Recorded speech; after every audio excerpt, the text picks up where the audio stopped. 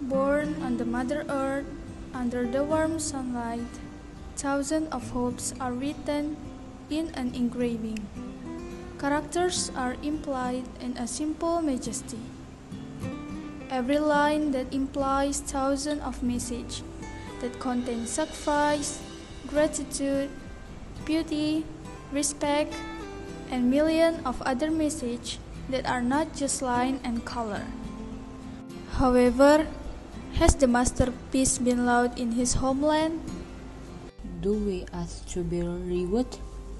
The answer is no.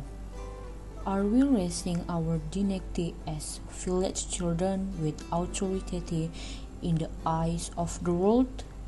The answer, of course, yes.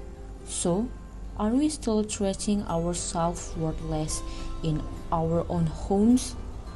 Our homes should be places where our bodies and souls are valued and respected and seen by the world. I'm Kirana.